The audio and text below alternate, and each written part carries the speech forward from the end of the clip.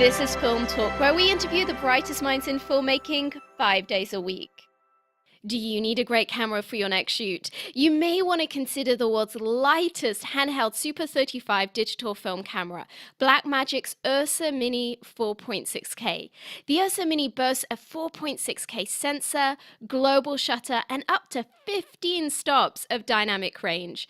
It's perfectly balanced for handheld use and comfortable enough to be used all day long. Scene 1, take 1. Film Talk Nation, we are greenlit for yet another great show. Vanessa Frank here, and I'm excited to bring you our featured guest today, Reinhard Denke. Reinhard, are you ready for your close-up? Yes, I am. Reinhard Denke is the writer of Captive, starring Emmy-nominated Kate Mara and Golden Globe-nominated David Oyelowo. Prior to this, his spec script, Sex, Greed, Money, Murder, and Chicken Fried Steak, was optioned by Oscar-nominated Johnny Depp and made the 2009 Hollywood blacklist. A graduate of USC Film School, Reinhard has completed writing assignments for BN Films, Echo Light Studios, Rock Island Films, and One Good Man Productions, amongst others. Reinhard, it's an honor to have you on the show today. Thank you. It's good to be here. So, Reinhard, how did you first get into the industry?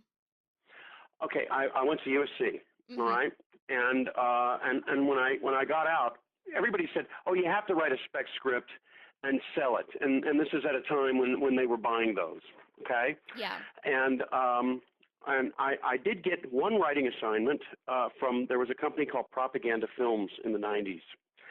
And my father gave me a bit of very good advice. He said, try to do something that will actually give you an income. So what I started doing is I worked for a commercial editor, and I did sound effects for him. And later I worked for a sound design company, and I did all the sound design for a lot of Nike commercials in the 90s that had Charles Barkley, that were directed by Joe Pytka, you know, all that stuff, you know, I'm Not a Role Model and all that stuff in the 90s. I did all that, and but I had put writing aside, and it was my wife actually that convinced me to go back into it.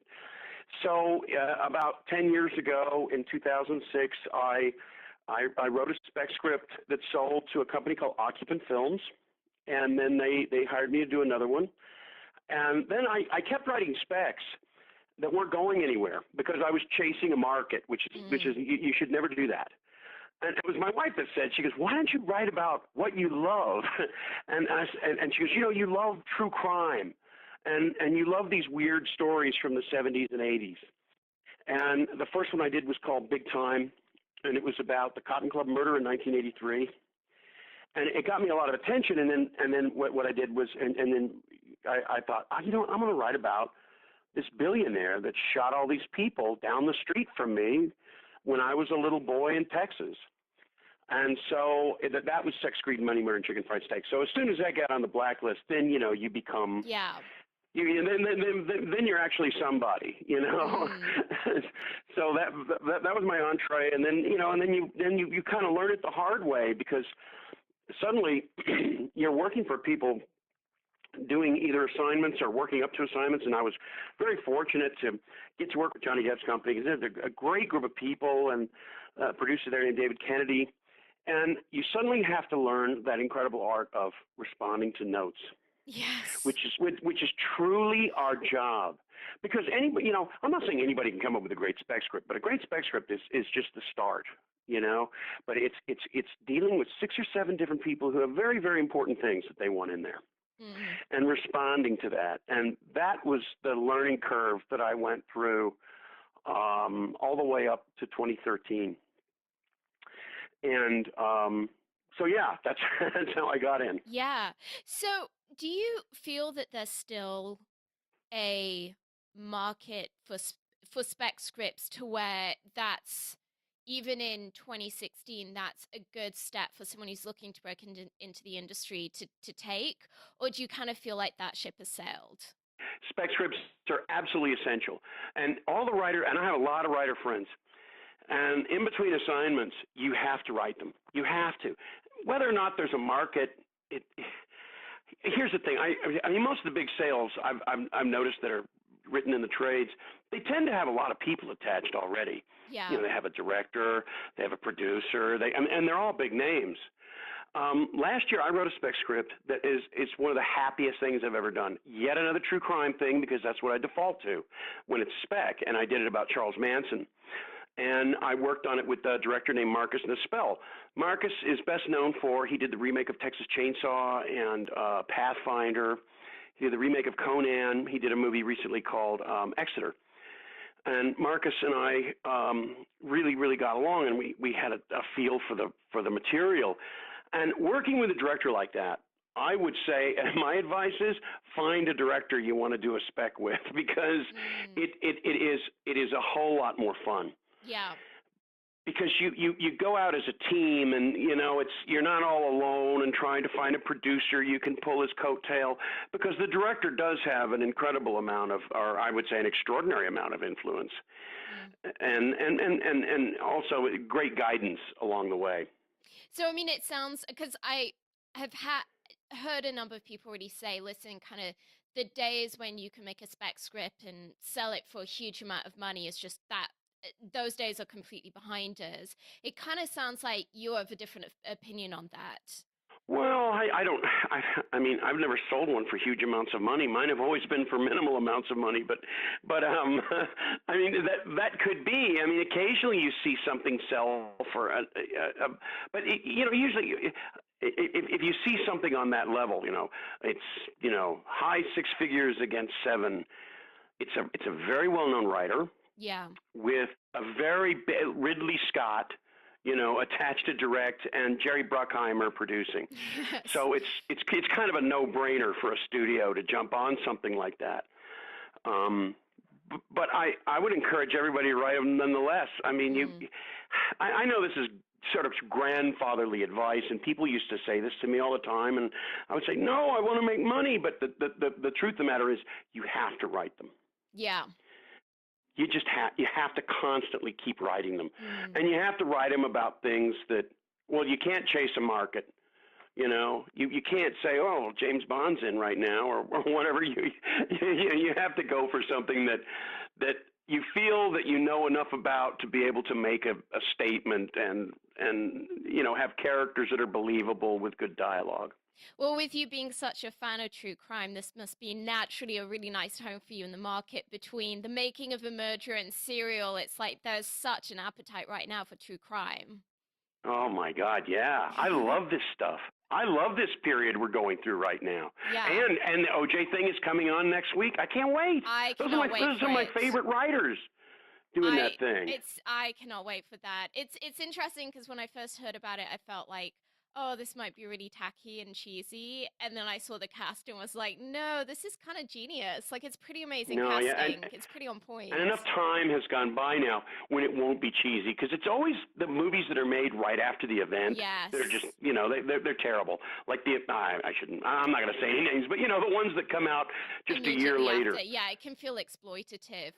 Well, Reinhard, you have done, as part of your career, a big part of what you've done is a lot of rewriting, a lot of these assignments where there's maybe a project that already exists that you're being brought in to take it to that next level. What advice can you give to writers that are maybe entering this industry and trying to figure out kind of the political side of that, and how you were saying before, you were talking about the importance of being able to assimilate those notes and kind of deliver what people under the surface are really looking for. So what pointers can you give to writers on how to navigate that rather delicate situation of rewriting another person's work in a way that is just successful and as pleasant of an experience as it can possibly be for everyone? I think the first thing is you have to respect the other writer.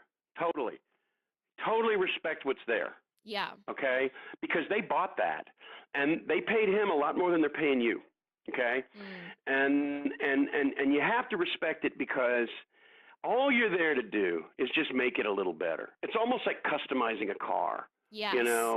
Or I don't know, I'm trying to think of another analogy, because there is no other analogy in painting, but in music it's just a different arrangement. It's like putting the icing on a cake. It's just figuring out that last finishing touch that's going to give it that extra little edge.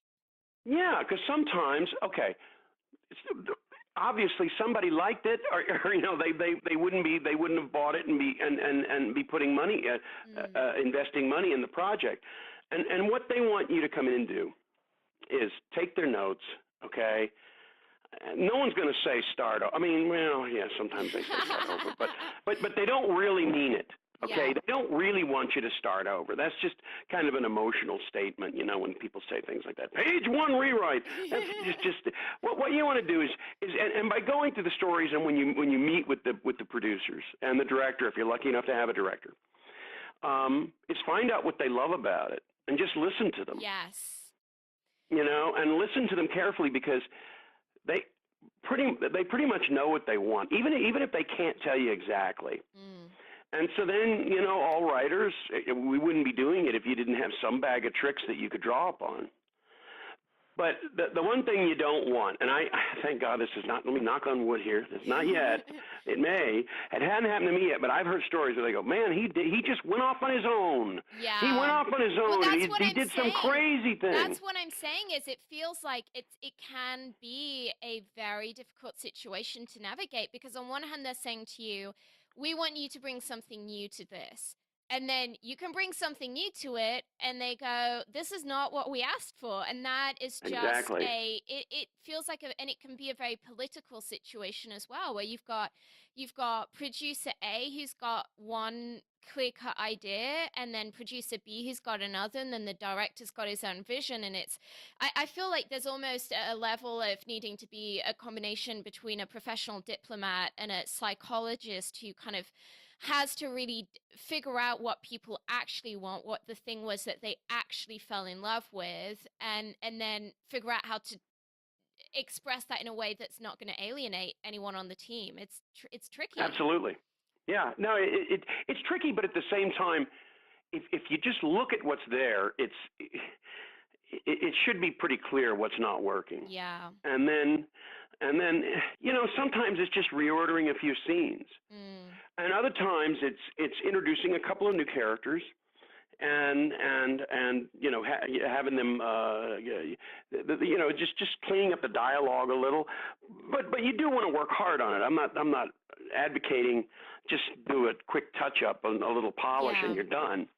And and I have heard stories where there's some writers who because of Writers Guild arbitration, they're really looking to put their mark on it so they get a co-credit. Yes. And then what you have is you just step into a swamp of mine's better. And I've heard those stories too, and you don't want to be that guy, because ultimately as a writer, okay, there are varying levels of ability. Okay, that all of us, because we're here, we're at the level where people think we're good enough. My dad used to say, you're not anything until somebody pays you to be one. Okay, true enough. But you don't want to be that crabby guy, that egotistical crabby guy that makes going to work difficult for people. I remember when I got in the Writers Guild, they had a orientation.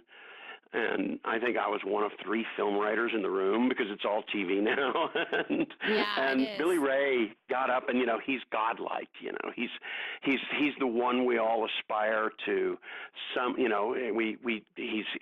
the guy. And that's the first thing he said. He said, "Do not be that guy." He said, "We have a reputation for being slow. We have a reputation for being lazy. We have a reputation for being difficult." He said, when you do that, it makes it worse for all of us. Yeah. And so, when you get a rewrite, just listen to them and do what they say and bring whatever you can to it that you think is better. It's a process. It's going to be 3, 4, 5, 6 times, before they're happy. And then if the director's involved with you in the beginning, it's great because you have his notes too. But then later the director comes, and it's even more. Yeah. But it's still. I mean, it sure beats every other way to make a living. I agree. Well, tell us a little bit about that transition from being the writer who is principally working on assignment, doing rewrites, doing kind of development type work that companies are giving you, to being the writer with the, you know, the kind of the established credits. I mean, you've had a pretty interesting transition in the last couple of years where you know, you had this theatrical movie come out with Kate Mara and David Oyelowo, which you know, it seems to me that was quite a milestone in your personal career. What, Oh yeah. how, for the kind of that guy who maybe has been for many, many years kind of a little bit under the radar, is doing incredible work, maybe earning a good income, but he wants that produced credit. He wants to see his name, you know, up there on the big screen at the beginning of the movie. What advice would you give someone for making that leap from being kind of, you know, spec writer, rewriter to getting that kind of credit that they're really looking for? Well, what happened with me was it was a case of it was one of the worst years of my life, followed by one of the best. Which was after I got on the blacklist, I thought I'm in. Man, I'm Yeah. going to be doing Sherlock Holmes 4. You know, I just assumed, you know, that was the trajectory. You know, that didn't happen. And I was up for so many cool things. Okay, there was like a Robert Zemeckis thing I was up for that I Wow. missed by a hair. Oh, And then there was a period there with Johnny Depp's company. They were flirting with me to write Dark Shadows.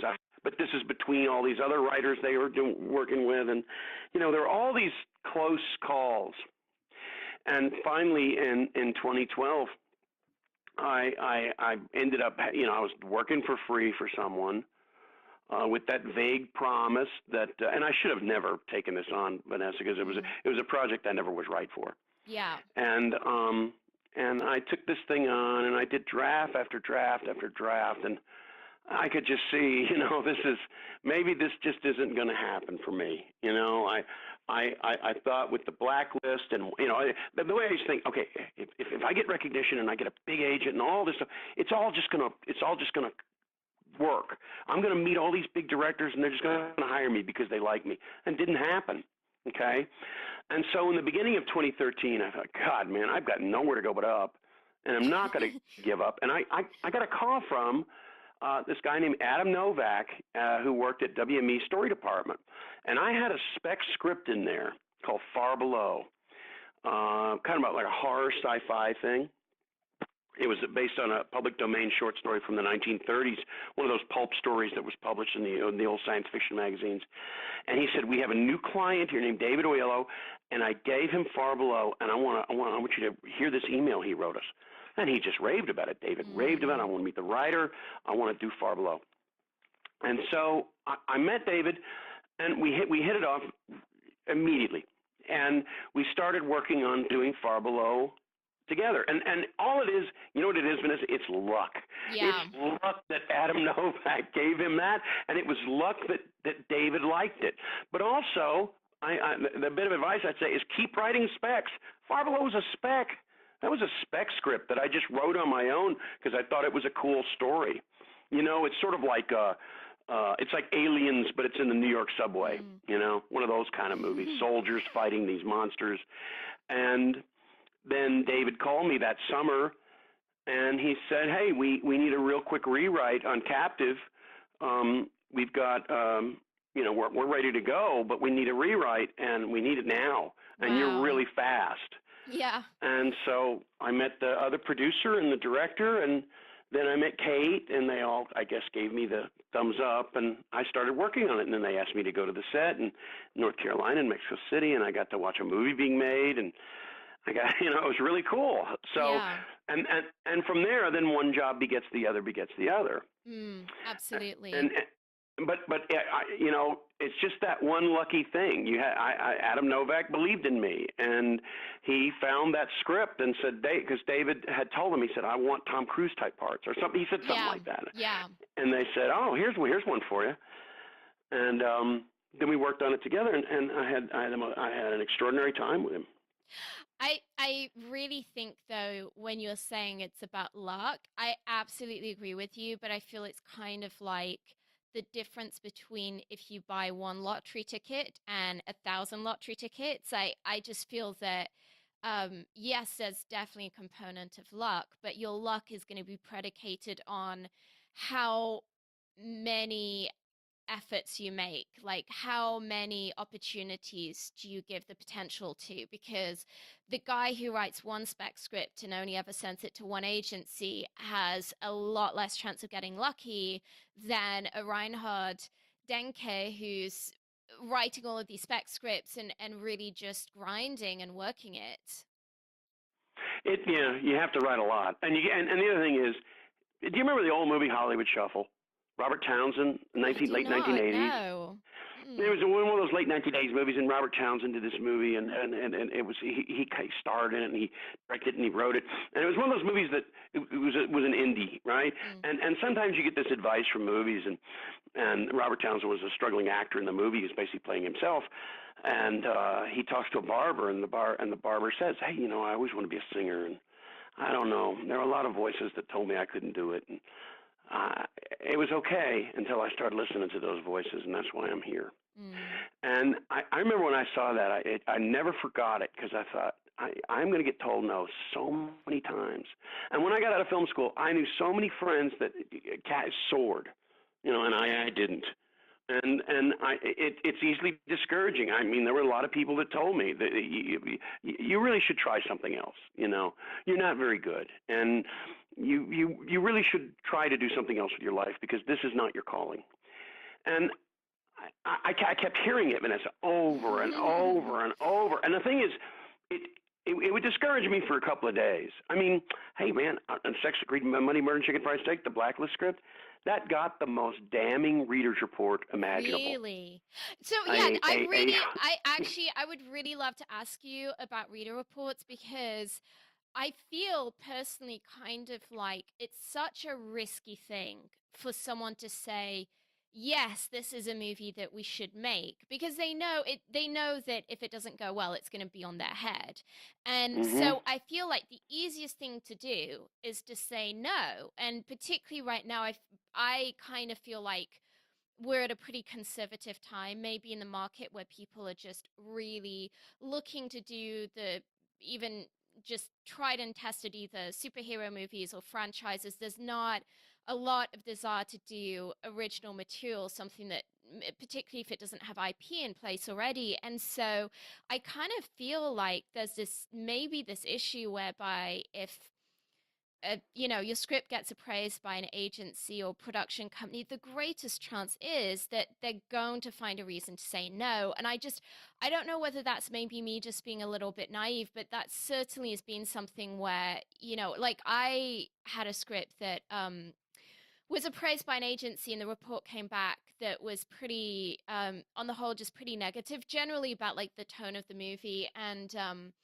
I had another friend in the industry read it who really, really liked it. And he was saying to me that he'd had a similar experience where he wrote a script, just got incredibly bad coverage from all of these agencies and companies. And he kind of went, screw it, I'm going to do it myself. He went out and made the movie, and it went on to make like millions and millions of dollars. And he was saying to me, it's like, the thing you have to understand is that everyone is just looking for a reason to say no, because it's just so risky to say yes, that unless you're kind of a known entity or it's a pre-existing property, it's very, very hard to get a report that's going to be favorable. I mean, do you feel that that's the case, or is this just me being kind of like a little bit naive about it? They're trained to say no. Yeah, and they're trained that, right? to be harshly critical. But then again, I know some readers, and they're on the line too. Yeah. They have to be as conservative as possible. But this is what I'm saying. This is what I'm saying is I feel it's almost like the system is broken, because when you have a situation where the person doing the appraisal is not in a position where they can safely say, yeah, I actually think that this is pretty decent. And they have to be the guy to always just find that 1% that might be wrong with the script and to focus on that. To me, it just seems like the system's broken. Yeah, it does seem that way. I've had readers' reports that were terrible about things that I wrote that I thought were really good, and it's disheartening, Yeah. And I've had readers' reports come back on things I didn't think were that good that the reader was very, very positive about. Yeah. So it does seem very luck of the draw. And it seems You as know? well. It seems as well to me that there is, in addition to all of that, there is this issue of personal taste that you have. Oh yeah, You yeah. could have 5 different readers working for an agency, and if it goes to reader A, you're going to get a good report because they love true crime stuff. But if it goes to reader B, who hates true crime stuff and is in a bad mood that day, it may not go so well for you. And I just feel that there is that it's difficult. I think what I personally find difficult is like how emphatic people can be to say, oh no, this got a bad report, hence it's just, we're not going to talk about this anymore. And they kind of forget that it's been appraised by one person, and that one person has their own taste. And Hmm. furthermore, that one person is being basically paid to find the reason to say no. And it's just, I don't know, to me, it just seems like a very cranky system. Well, it's sort of like any investment bank when they have cost analysts look at a business proposal. Mm. They're looking for ways to say no. Yeah.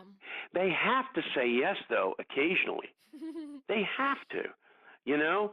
And what's so wonderful is when you do get the nice readers report, Yeah. because you will get one. I think I Even got if maybe it's from two in my even whole if life. it's just from your mom, yeah. Yeah, but it just keeps you going. It does. I've heard this about golf, as people say, because I'm terrible at it. It never seems to work for me. But on occasion I'll hit one ball that seems to go straight and where I wanted it to go, and it makes me want to play the rest of the game. Yeah. And it's the same thing with screenwriting. The other thing is with screenwriting, it's one thing. I always hear this about being a doctor or being anyone in the medical profession. I always ask people, I go, man, how do you do it? Do you like this job? And they go, you got to love it. You got to love it because you're here all the time. Yeah. You get very little thanks. And you see a lot of people die, and all the things that doctors and nurses and researchers have to go through. Okay, as a screenwriter, it's the same thing.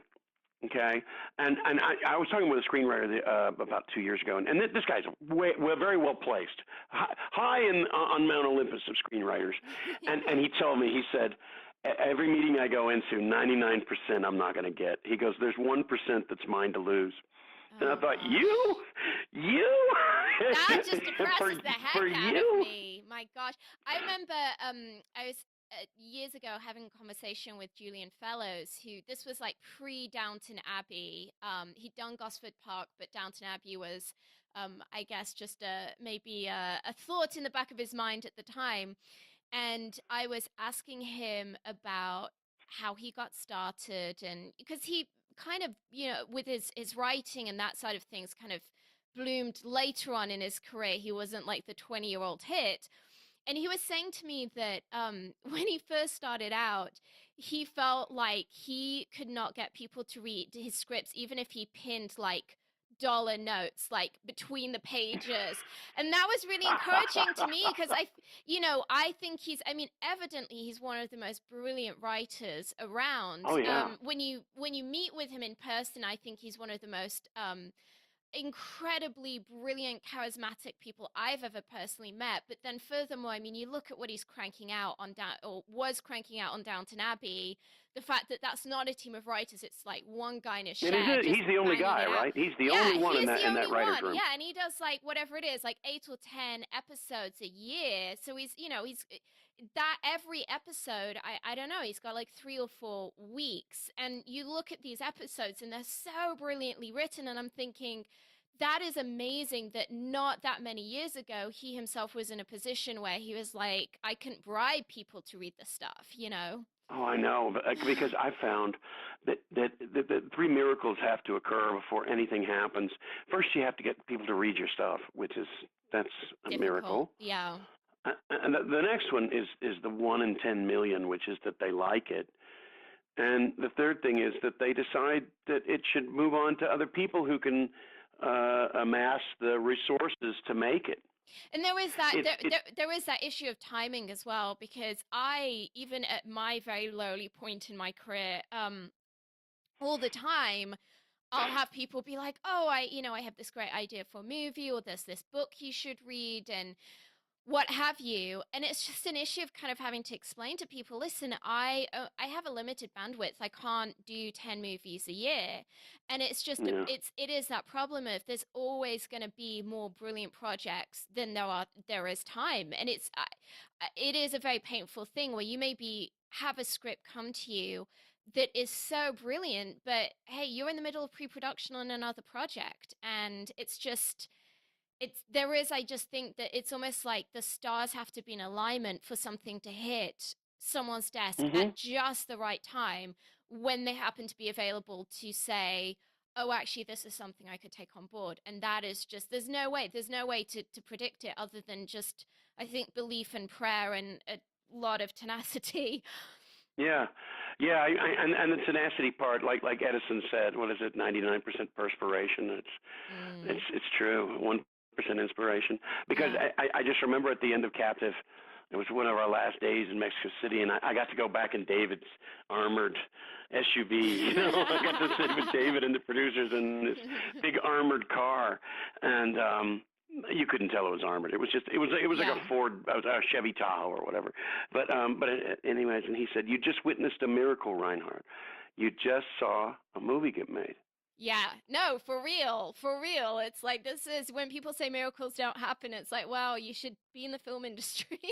um, well, Reinhard, I would love to know what is one thing that you really wish you'd known earlier in your career?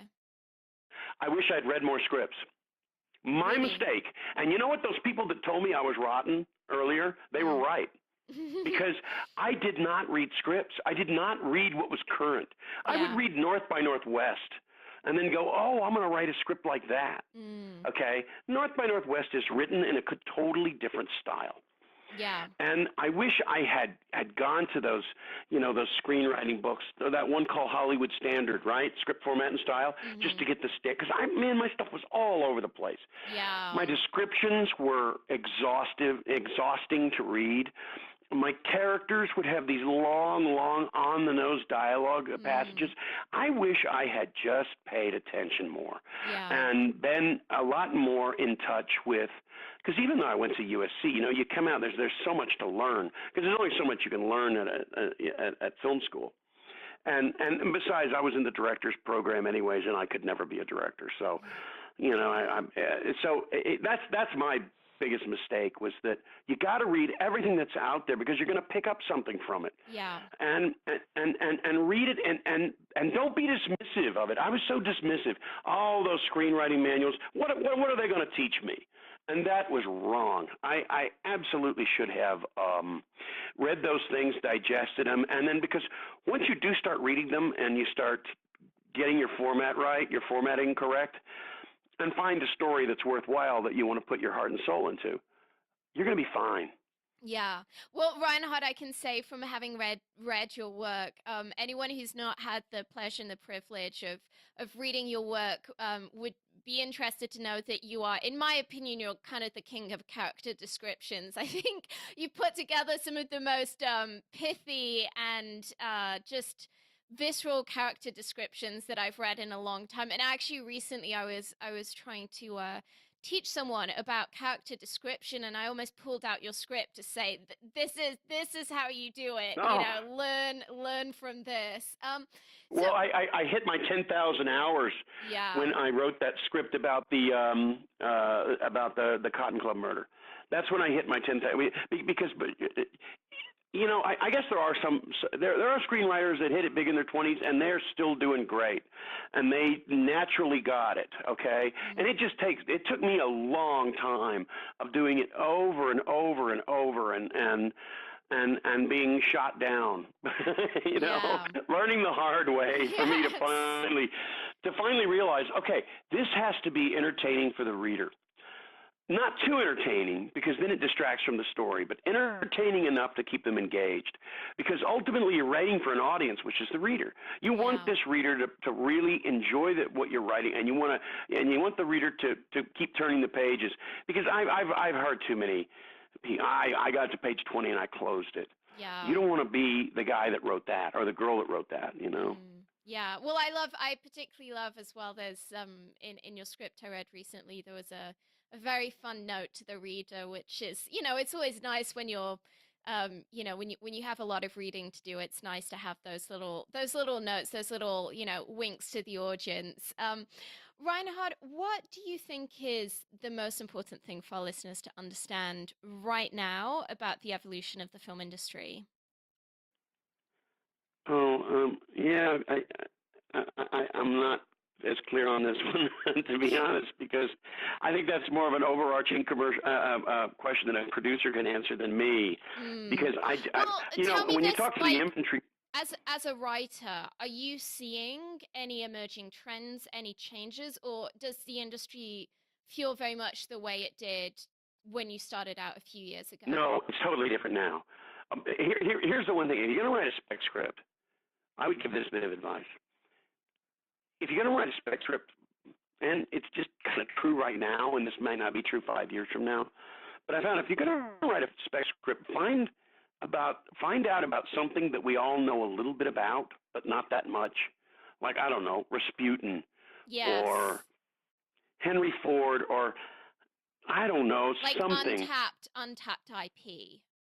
Yeah, like I read this script about a year ago about Ray Kroc that they're doing now with Michael Keaton called The Founder, the guy that Oh, started that's McDonald's. cool. That's really cool. Man, I wish I'd thought of that idea. I'm frustrated I know, now. and it's just like one of those things. Like, I wish I'd thought of that.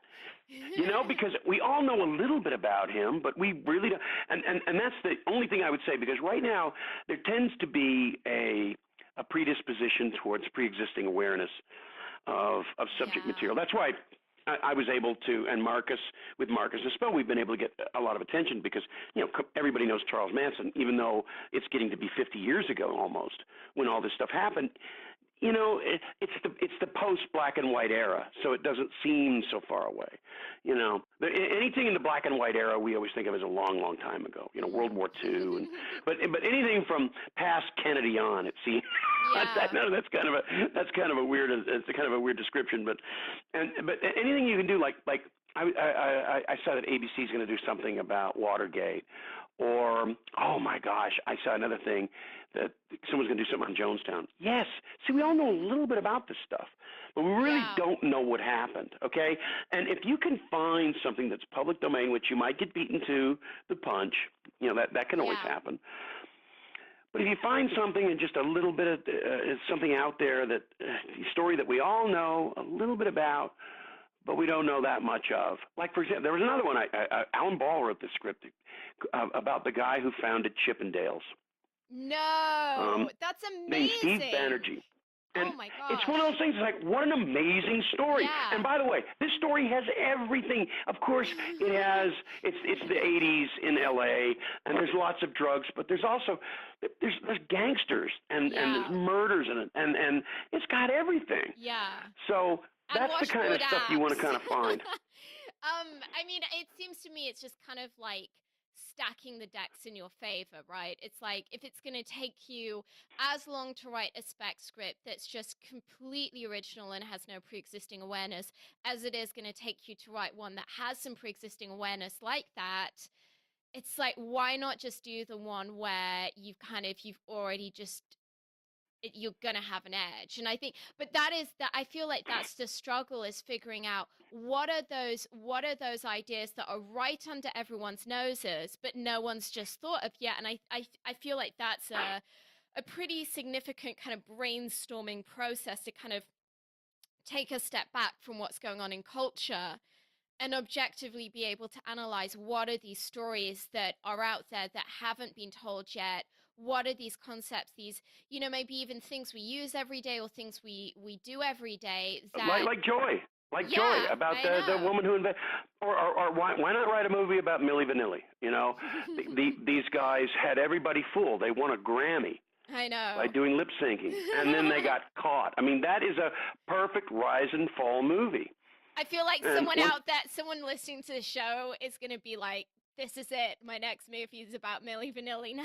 I'm going to do about two German guys who were faking. Oh, gosh. Well, Reinhard, we're about to enter our final act, in which we're going to be getting some of your top recommendations. But before we do so, let's take a moment to thank our sponsors.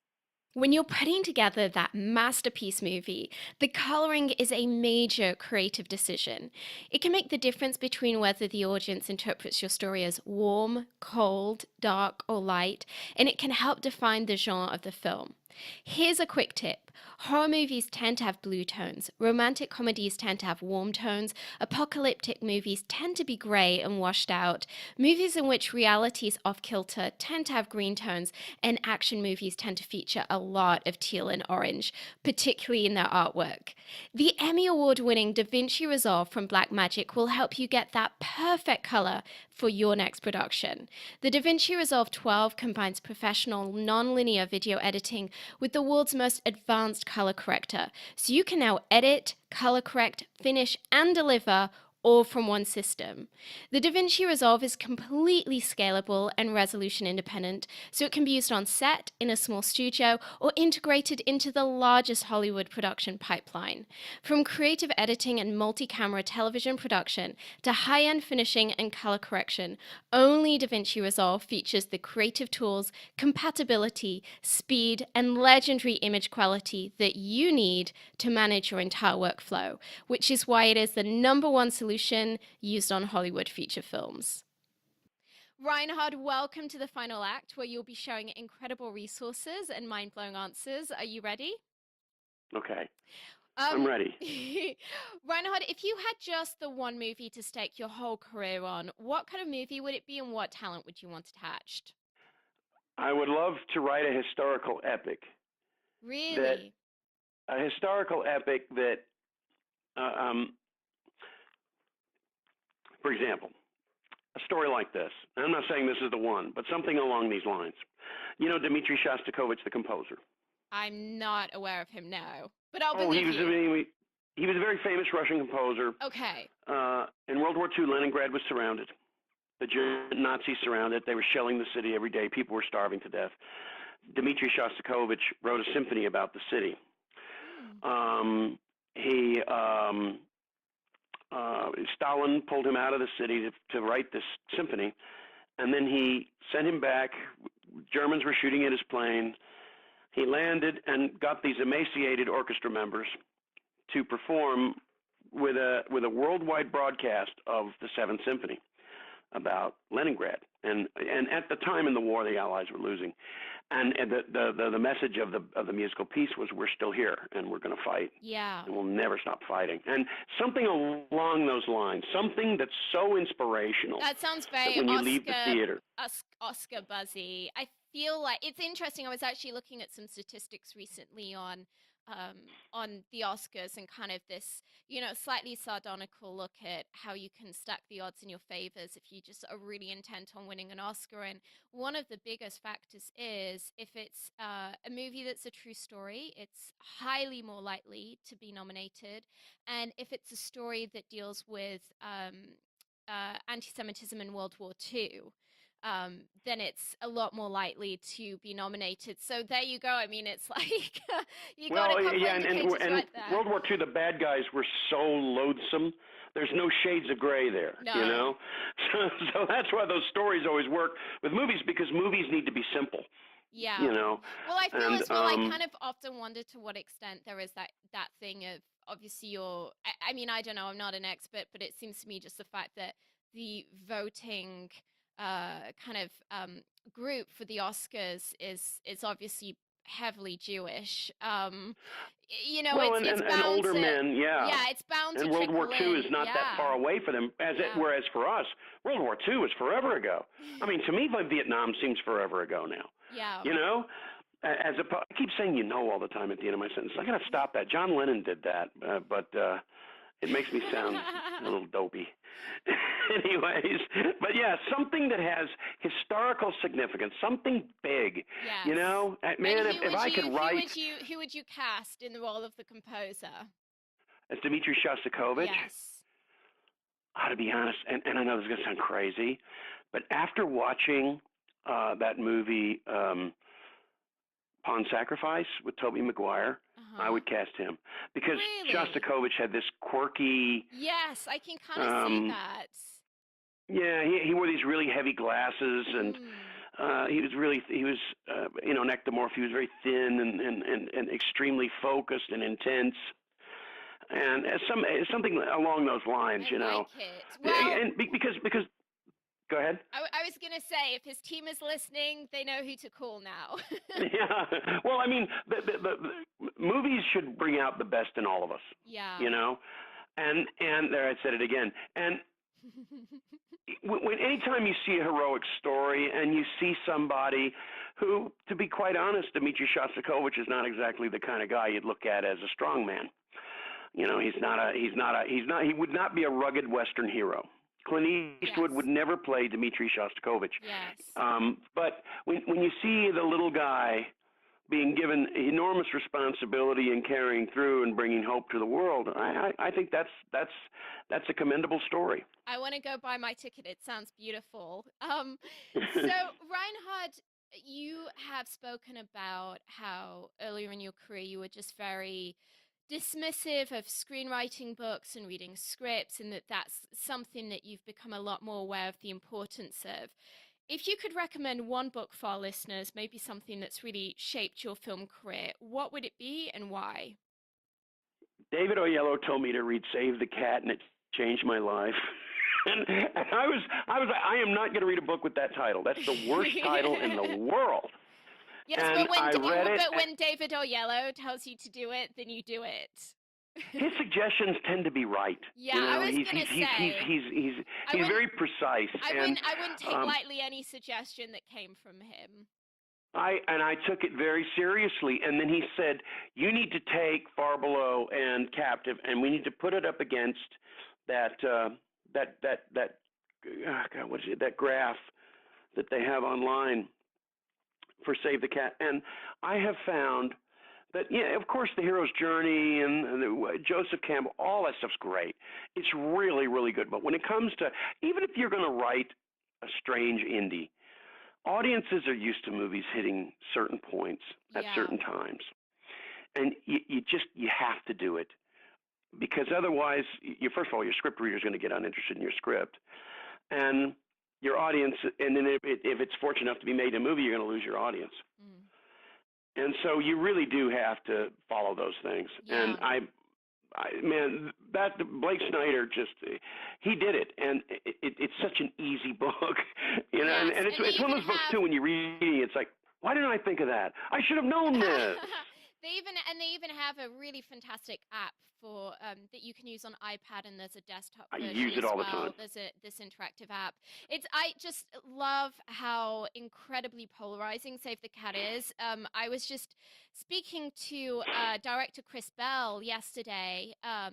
His movie Prescription Thugs has just come out in theaters, and he was saying he just absolutely hates Save the Cat, and that for him it had really thrown him off on a script that he'd been working on. And I was saying to him, it's so interesting to me just how people really seem to fall on one side of the issue or the other. When it comes to Save the Cat, people either love it or they hate it. Yeah, it's kind of like The Revenant. People either love it or hate it. Yes. I loved it. Yes. But I think in the case of Save the Cat, even if you don't follow it exactly, even if you just do 40%, you're going to be a lot better off than if you don't. And that's just that's been my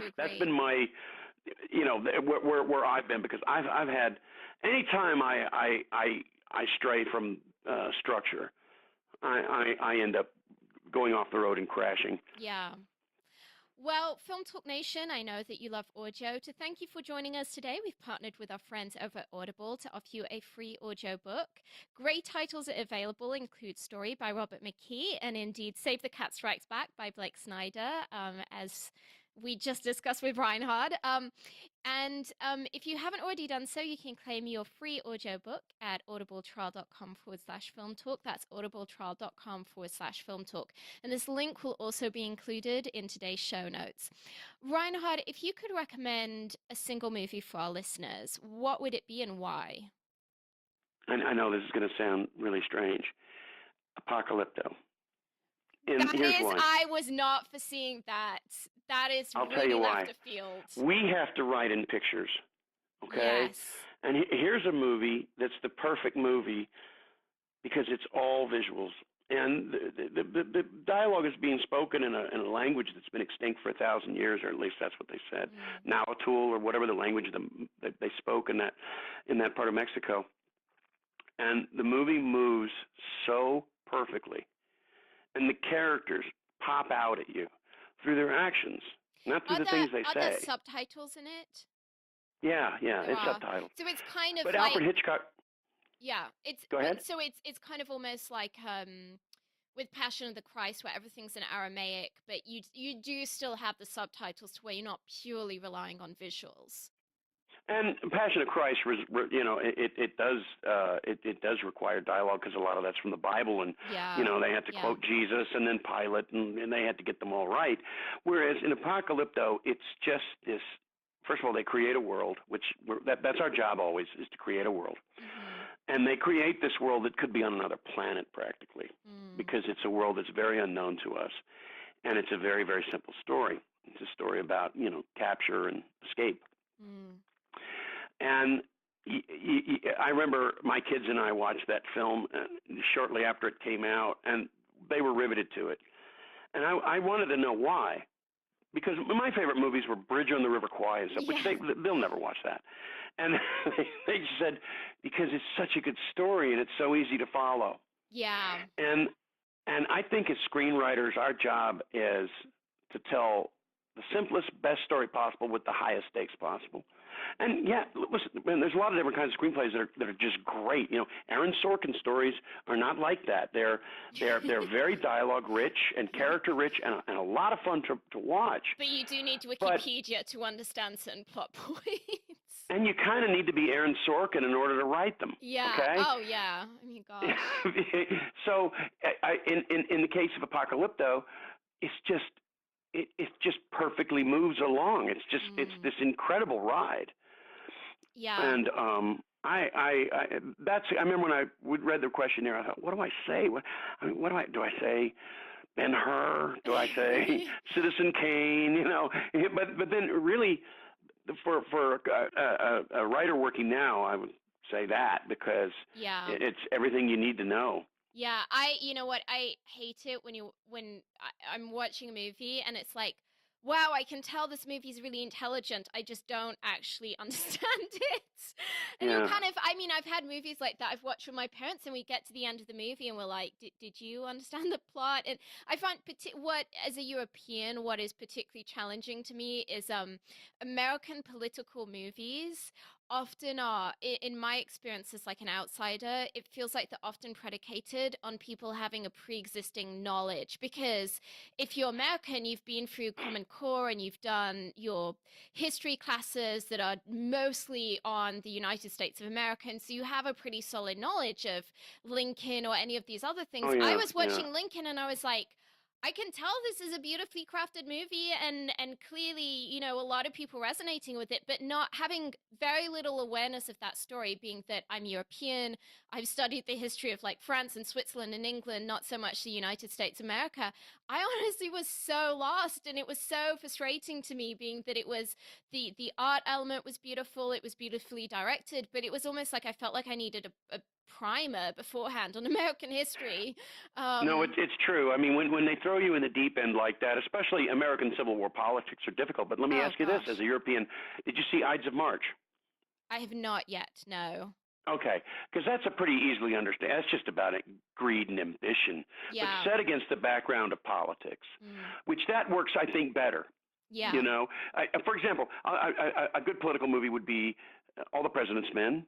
You don't have to really know about Nixon to know that it's like Spotlight. It's about reporters trying to uncover a story that's being very, very closely guarded by powerful forces. In the case of Spotlight, it's a completely different. I mean, there were more people. In President's Men, it was a two-hander. Yeah. But sometimes political stuff, it works, but other times, man, you really need to know the political process to get it. Like if you've ever seen Advise and Consent, you've got to know how the Senate works a little bit to understand it. Yeah, that what about do you watch oh heck, what's the name of the show? It's Kevin Spacey. House of Cards. I House of Cards. love House of Cards. But interestingly, as a European, it's like I can really follow that. But I think it's because, It was a again, British show. It was a yeah, British it's, show first. yeah, of course. But I think it's that really that story is more so about this guy's psychopathic tendencies in his marriage, as opposed to the it's almost like the inner workings of American politics, or just the context for this Hmm. story. I think what for me as a European, what's far more a struggle is stories where the whole movie centers around a premise whereby you need to have pre-existing knowledge of that time in history, or the way the Senate works, or what have you, which I do think for the foreign market is a little bit of a challenge.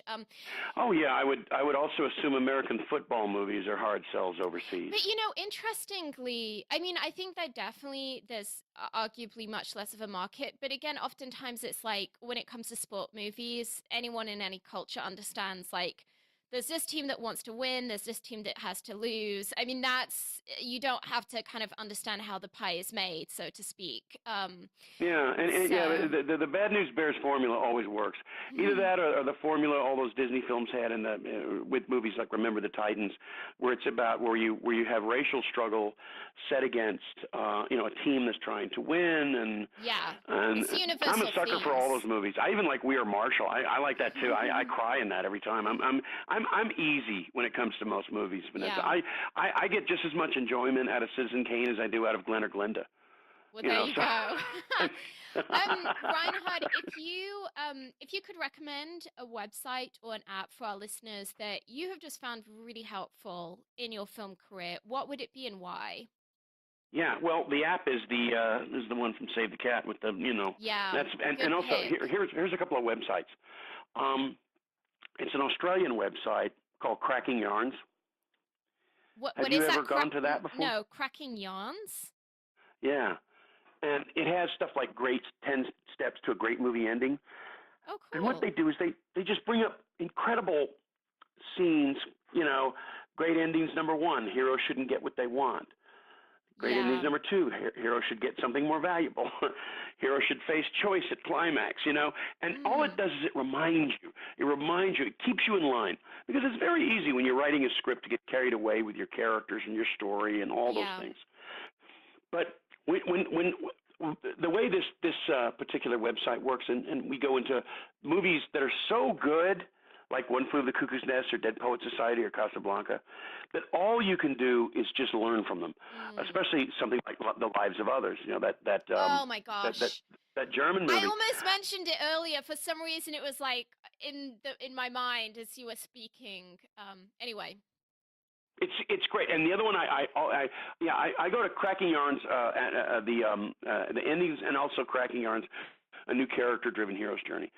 And I've Okay. gotten so much from those websites, and you don't have to follow it exactly. Just read this stuff, and you're going to get something out of it. Whether they're Mm. bringing up a movie like Dead Poet Society or Birdie, excuse me, King's Speech, or even Tootsie, which by the way holds up extremely well, or Bridget Jones' Diary.